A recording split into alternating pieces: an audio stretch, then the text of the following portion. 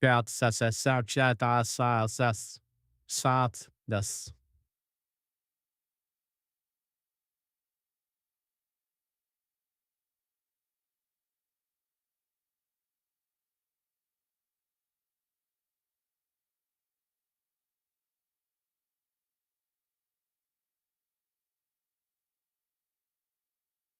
Kennedy caucus room.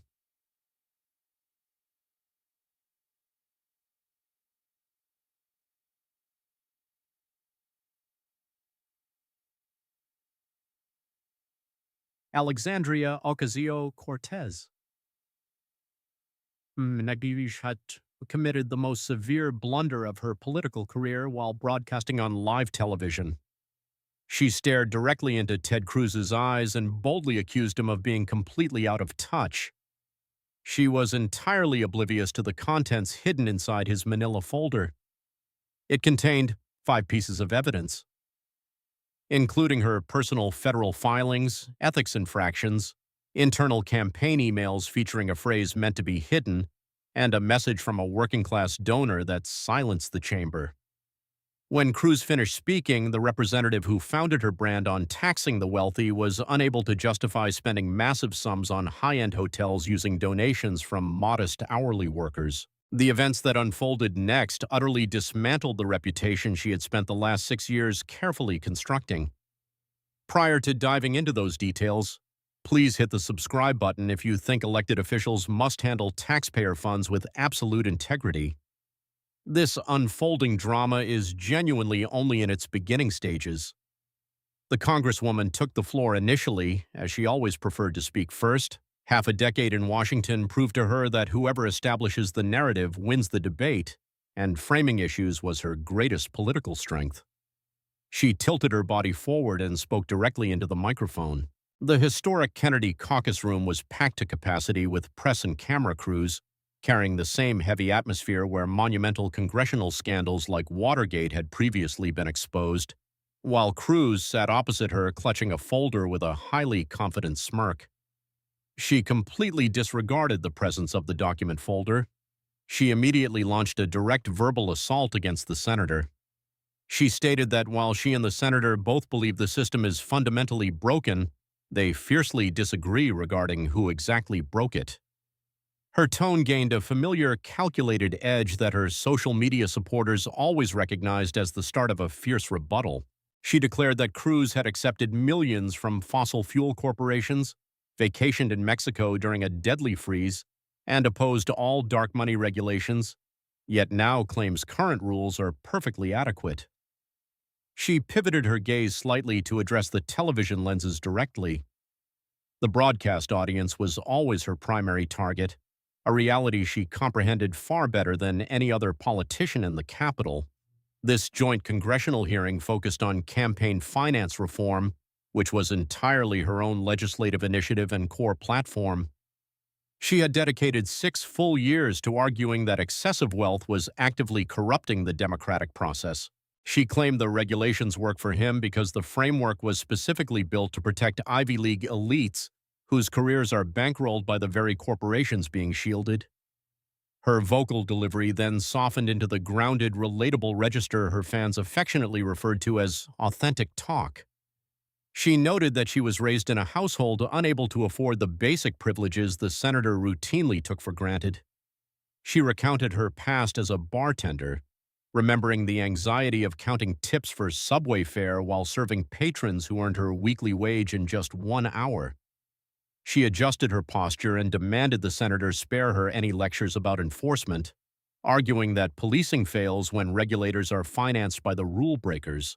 The audience reacted predictably to her presence, with progressives cheering while conservatives held their silence as lenses recorded a politician mastering her visual narrative.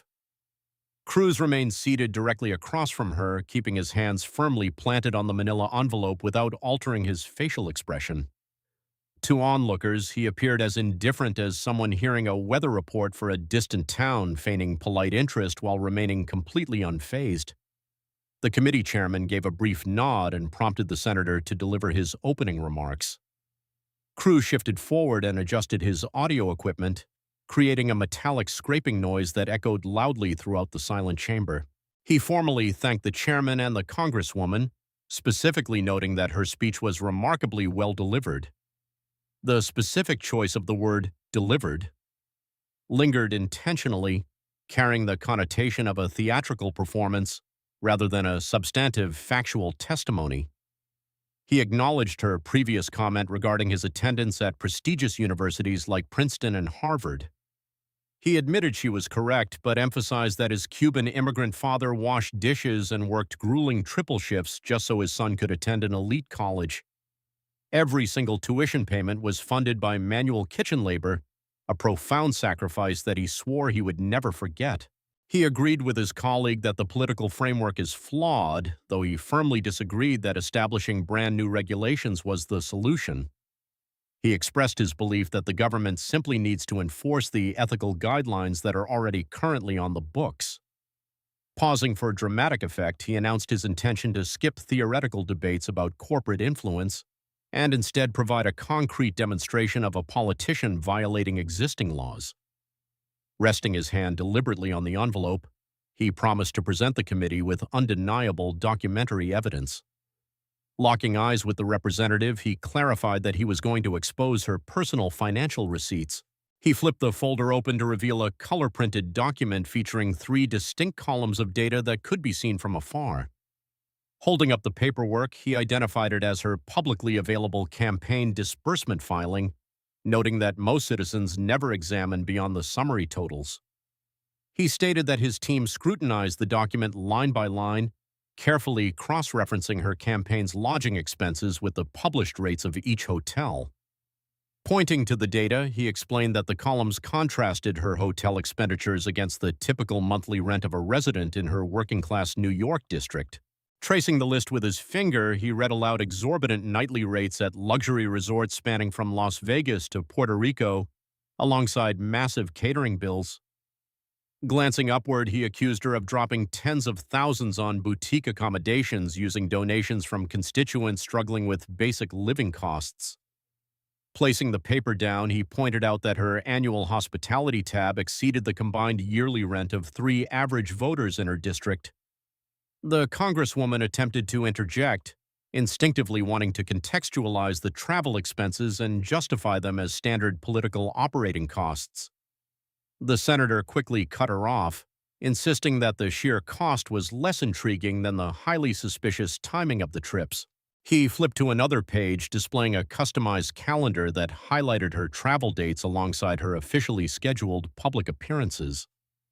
His team had diligently compared her check-in times against her public itineraries, website postings, and local media broadcast schedules. He revealed that during 3 specific high-end stays across the country, she had absolutely no official business or public appearances scheduled within a 2-day window. Staring her down, he summarized that she had enjoyed multiple luxury getaways funded entirely by donor money without any legitimate campaign purpose. Tapping a specific line item, he decided to draw special attention to a particular Brooklyn establishment. He emphasized that this trendy boutique location was situated right in her own home city of New York. He accused her of utilizing donor funds to rent a costly room in the exact same municipality where she already possessed a primary residence. Allowing the weight of the accusation to settle, he contrasted her local hotel stay with the harsh reality of her constituents crowding into tiny apartments just to survive. He confessed that he could not fathom a way to justify this behavior to a working-class voter named Elena Dominguez. After a brief pause, his tone shifted away from prosecutorial sarcasm into a deeply personal, solemn register. He reiterated the story of his father immigrating to this nation with barely any cash concealed directly inside the fabric of his garments. His father scrubbed plates for pennies in Texas, sleeping on bare floors to survive because renting a bed was entirely out of the question. Over 5 decades, the elder Cruz never once booked a room that he could not personally finance with his own hard-earned wages. If told that an anti-elite politician burned thousands of donated dollars on local staycations, his father would have immediately recognized her as the true oligarch. The Congresswoman shifted uncomfortably, instinctually reaching for her prepared notes to find a political defense against the sudden onslaught. Directly behind her, an aide frantically typed out a damage control statement on a smartphone while the senator mercilessly turned to his next exhibit. He detailed lavish dining expenses bankrolled by her campaign, including premium sushi platters in Vegas and absurdly expensive cocktails in Puerto Rico. Closing the document, he noted these splurges occurred during her highly publicized tour protesting the unlivable wages of the working class. He mockingly suggested she had battled the wealthy elite from the comfort of a luxury suite while sipping premium liquor. Without pausing for a rebuttal, he methodically revealed his next piece of evidence, commanding the room like an attorney interrogating a captive witness. Introducing his second major point, he produced a duplicated government document featuring two brightly highlighted sections. He revealed it was an official spousal access application for her partner, which he had successfully acquired through a public records request to Capitol administrators. Brandishing the paper for the broadcasting crews, he pointed out that her partner was explicitly designated as a legal spouse on the form. This specific status granted him elite security clearances, subsidized overseas travel, and an exclusive legal loophole to accept premium gala tickets worth a fortune. Moving to the second highlighted section, he demonstrated that she had completely failed to check the box requiring full disclosure of a spouse's finances.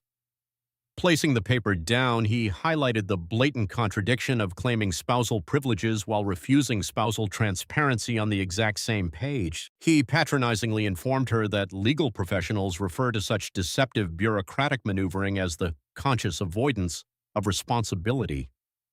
He argued that she treated her partner as a husband for exclusive VIP perks, but as a complete stranger when ethical accountability was required. Clenching her jaw with visible anger, the representative fiercely protested that the senator was launching an inappropriate personal attack against her loved ones. The senator dismissed her outrage, pointing out that he was merely reading her own contradictory paperwork exactly as she had filed it. Leaning backward, he demanded to know her partner's financial assets, corporate connections, and whether any of his clients were actively lobbying her committees. He stressed that the public remains utterly blind to these conflicts because she had systematically hidden his income for years while exploiting his VIP status. Following a brief silence, he noted the supreme irony of her preaching transparency while actively concealing the wealth of a partner enjoying taxpayer-funded luxuries. He delivered a biting conclusion that her financial reporting was not an exercise in transparency, but rather an act of political illusion. Reaching back into his arsenal of evidence, he extracted a detailed spreadsheet and promised the situation was about to deteriorate further. His investigators had meticulously cataloged every single governmental privilege her partner had claimed under the disputed relationship classification since that time. Reading aloud, he listed tens of thousands in sponsored globetrotting, exclusive gala entry, and daily access to restricted legislative facilities.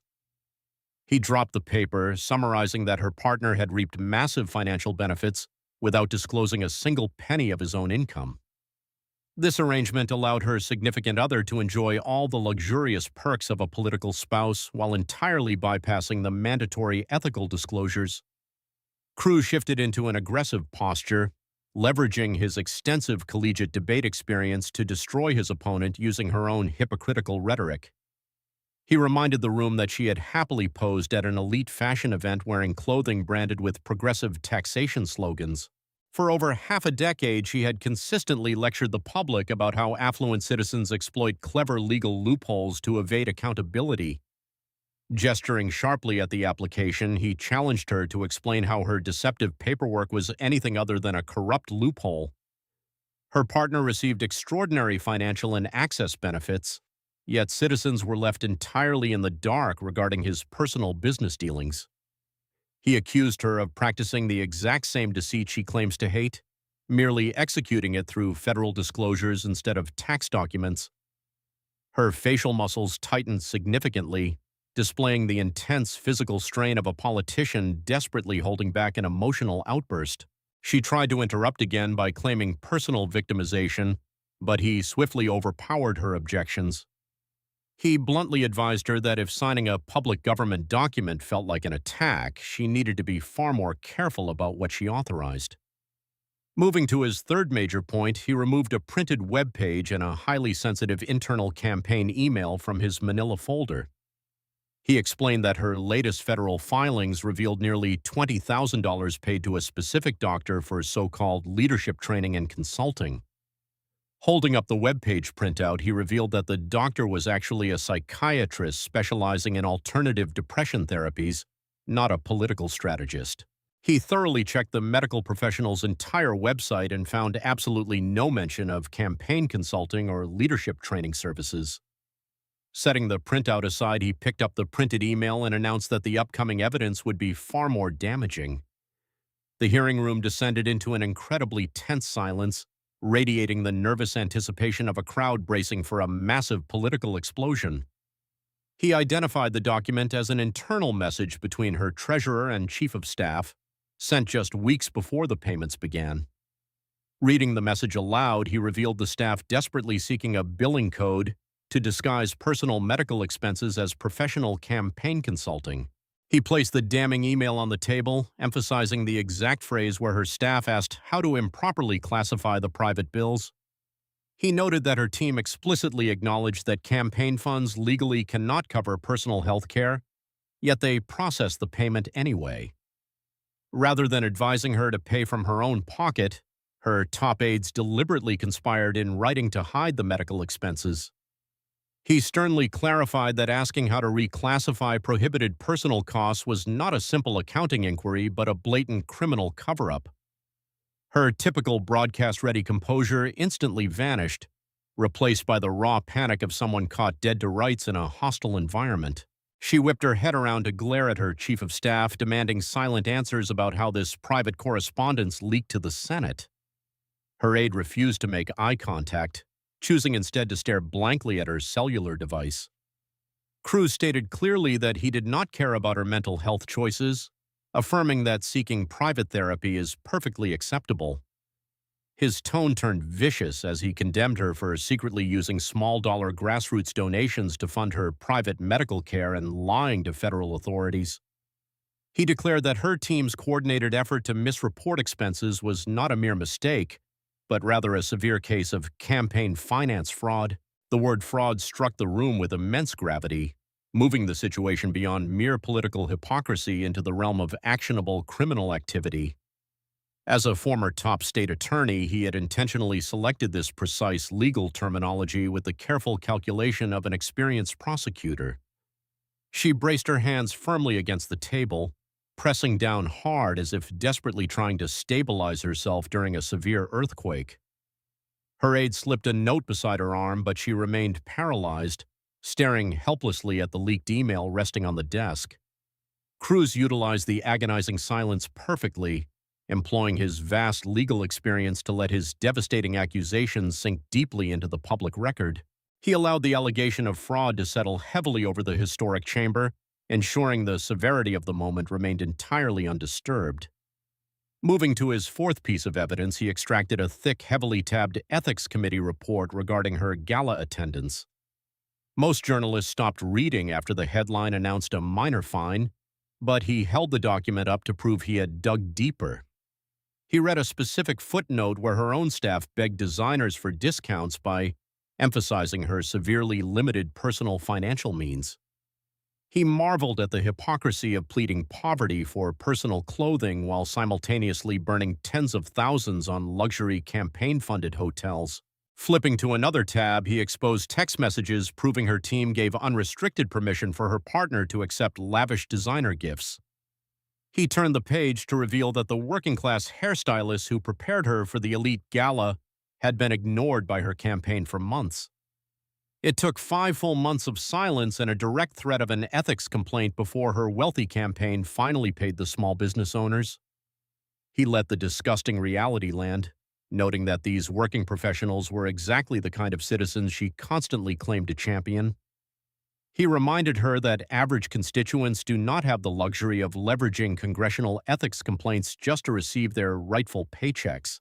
For his final receipt in this section, he produced an invoice proving a massive corporate conglomerate had funded her luxury transportation to the event. He found it entirely repulsive that a multi-billion-dollar company paid her way to a ridiculously expensive party where she protested the wealthy. He shook his head in disgust, suggesting her famous dress should have demanded taxation for everyone except herself. He methodically cleared his side of the desk, removing every piece of official government evidence until only a single handwritten paper remained.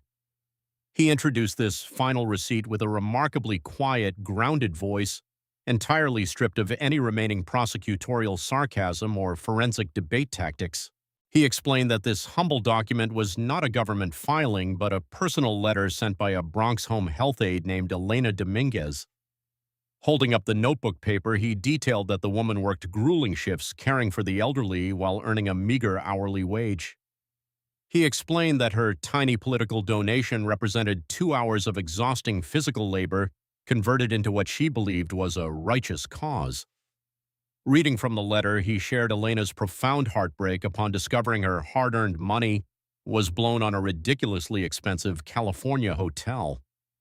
He placed the letter down gently, treating the handwritten message with the immense respect it rightfully deserved. He painted a vivid picture of Elena's exhausting life, describing her early mornings, her worn-out vehicle, and her lunches eaten in parking lots. She had donated a fraction of her wages because she genuinely believed the former bartender understood the crushing struggles of the working class. She trusted the politician with the literal sweat of her brow, only to watch those funds finance luxury resort stays and exorbitant tasting menus. His voice dropped lower, channeling the profound understanding of a son who had watched his own father desperately count pennies at a kitchen table. His father scrubbed dishes for practically nothing, yet he never demanded others fund his lodging or claimed to be a revolutionary while sipping premium cocktails. He simply worked late into the night, smelling of industrial grease, carefully managing the meager wages he had earned through honest physical labor. He agreed with her stated goal of removing money from politics, sarcastically suggesting they begin with the funds she had selfishly misappropriated. He looked directly at her and declared that she only wanted other people's wealth out of politics, while desperately protecting her own illicit perks. Her eyes grew visibly glassy, stopping just short of actual tears, giving the media cameras exactly the emotional breakdown they were waiting to broadcast. She pressed her lips tightly together, physically straining to keep her mouth shut to prevent herself from uttering something disastrously uncontrollable. She had survived countless political ambushes before by utilizing her lightning-fast social media reflexes to transform attacks into highly profitable fundraising opportunities. However, this situation was entirely different because the senator had not provided her with any typical ideological or personal targets to effortlessly counterattack. He had simply presented her own factual receipts, and she realized there was no clever internet retort capable of making luxury hotel bills disappear. Her top aide simply stared at her in horrified silence, resembling a bystander helplessly watching a massive ship sink entirely beneath the waves. Cruz sat silently for a moment, allowing the heavy mechanical hum of the building's ventilation system to echo throughout the paralyzed room.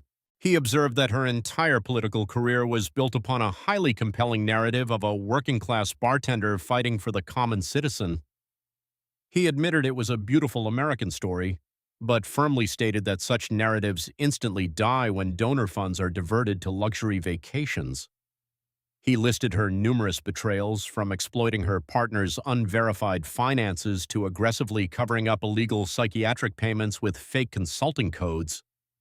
He paused significantly, reminding her that as a former bartender, she fundamentally understood the sacred social contract represented by a basic tip jar. The sudden mention of a familiar concept caused her to look up, focusing her desperate gaze on him for the first time since the onslaught began. He explained that citizens leave tips because they trust the server, not so the employee can go fund a luxurious vacation across the country. Working-class voters had filled her political tip jar with their exhausting labor, completely trusting her, and she had selfishly squandered it on herself. Leaning forward, he delivered a devastating final blow, noting that stealing from the tip jar gets you immediately fired in any American establishment. The chamber remained trapped in genuine shock, processing the heavy reality of the undeniable corruption they had just witnessed firsthand. He concluded by stating that introducing new campaign rules is totally pointless if the lawmakers writing them refuse to follow the existing laws. He reminded her that multiple oversight committees and her own private emails proved conclusively that she felt she was above those very rules. He neatly gathered his stack of receipts, placed them securely back into the folder, and closed it with finality on the desk. He suggested that before she attempted to reform the national political system, she desperately needed to reform her own corrupt behavior. The footage of him reading her campaign's internal email went incredibly viral, becoming the most widely shared political broadcast of the entire week. Within hours, his closing remark about getting fired from a bar dominated social media trends and was rapidly printed on countless pieces of merchandise. She launched a frantic live broadcast that evening, shedding tears while desperately framing the hearing as a coordinated attack against progressive women. She insisted her travel expenses were standard and her medical payments were legitimate consulting, though she conveniently ignored the most damning evidence. She utterly failed to address the leaked cover-up email, her partner's hidden finances, or the heartbreaking letter from the Bronx Home Health Aide. Her loyal base immediately fractured, dividing sharply between those who blindly accepted her emotional excuses and those who had actually analyzed the receipts. Federal regulators rapidly upgraded their preliminary review into a formal investigation, citing the leaked email as concrete evidence of deliberate criminal intent. An official openly suggested the misreporting was not accidental, deploying a legal phrase that hinted at massive federal charges on the horizon. Simultaneously, congressional oversight launched a probe into her partner's suspicious security clearances and his blatant refusal to disclose substantial financial holdings. 3 disgusted donors filed a massive class-action lawsuit regarding the misappropriated funds, heavily citing the senator's devastating chronological presentation. Her campaign treasurer abruptly resigned without a public statement, though a leaked letter confirmed they feared severe legal repercussions regarding past communications. The Ethics Committee quickly reopened her previous gala investigation after discovering the massive corporate transportation payments exposed during the brutal hearing. Investigative journalists subsequently discovered her partner possessed hundreds of thousands in secret contracts with companies actively lobbying her congressional committees. She was forced to cancel the remainder of her national tour, supposedly for scheduling reasons, though reporters noted she was terrified of booking hotels. A genuine working-class community organizer immediately announced a primary challenge, raising massive amounts of grassroots funding in her first few days. Federal prosecutors officially began reviewing the fraudulent psychiatric payments, signaling an incredibly dangerous new phase of legal jeopardy for the embattled politician. Elena Dominguez gave a single, exhausted television interview, calmly explaining that she simply wanted to know where her hard-earned money had gone. She became the ultimate face of donor betrayal, dealing a fatal blow to the incumbent's previously untouchable popularity among young working-class voters. Democratic leadership quietly stripped her of prestigious committee assignments, noting she could not oversee financial transparency while her own finances were actively hidden. She complained online about being punished by the establishment, only to be brutally mocked by constituents who accurately pointed out she was the establishment. Meanwhile, Elena sat in her old car behind a Bronx medical supply building, watching the viral hearing footage on her cracked cellular screen. She listened quietly as a distant senator read her personal words aloud in a lavish marble chamber that contrasted sharply with her impoverished neighborhood. Watching the politician's panicked reaction, the tired health aide felt absolutely no anger or vindication, only the bone-deep exhaustion of her daily life.